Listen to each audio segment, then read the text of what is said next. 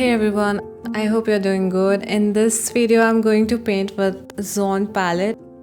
I already have a video that I made on Zone palette, so I'm not going to talk much about what it is, but how it worked for me while using gouache. I have some experience with painting a portrait in watercolors with this palette, but not with an opaque medium like gouache. So let's start. This palette consists of 3 colors: yellow ochre, cadmium red and ivory black, and also white. I am starting with this color chart, which I will fill by making a value scale for each color and of their secondaries and tertiary combinations. Since I don't use any cadmiums, I replaced it with spectrum red. If I feel it is a bit more on the cooler side, but it will work. Obviously, these are not the only possibilities, as the combinations in between these are endless. Still, it's a great practice to know what your palette is capable of. And if you want, you can extend it by mixing secondaries together with the tertiaries or something like that.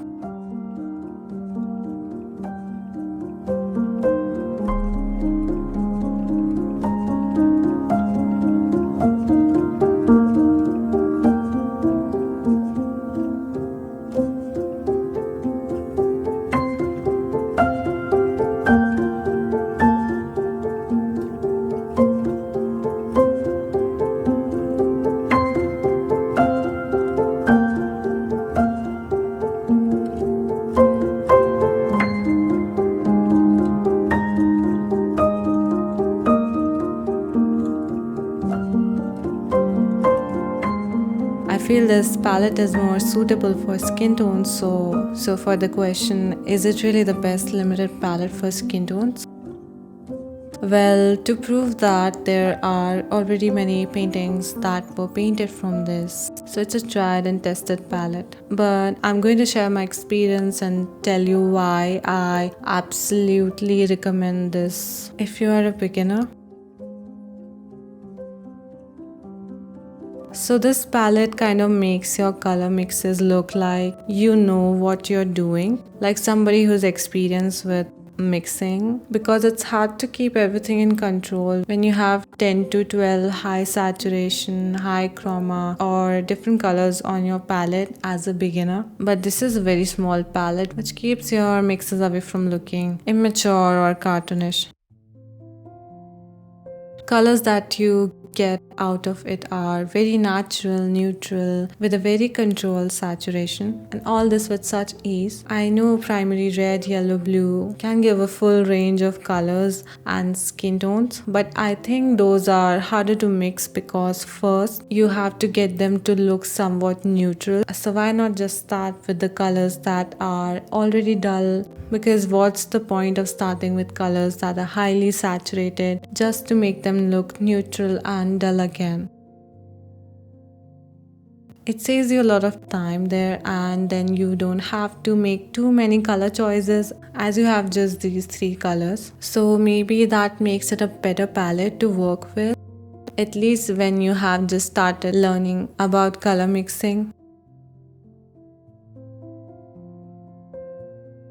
Even if you work with this, only this, for the rest of your life, I think you can make one of the best portraits. You can pull that off with any palette, as it depends from person to person.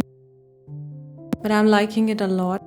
The skin tones are great. It has subtle olives and the peachy colors, cool blues and warm greens. Everything you need, and yet it's not that overpowering.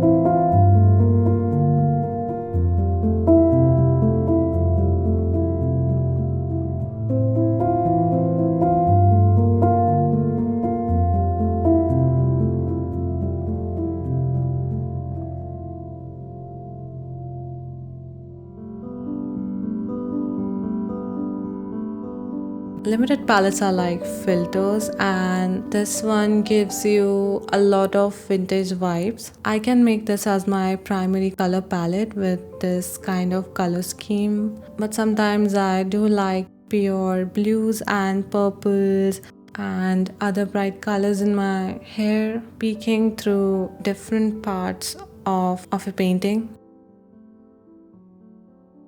So maybe I can paint some parts with this and use a blue or other color which is out of this palette as my accent color. Overall, I'm a huge fan of simplicity that this palette brings. You may give it a try if you haven't already. Just 3 colors, have fun with it. So that's all for today, and I hope you liked this video, and I'll see you in my next one.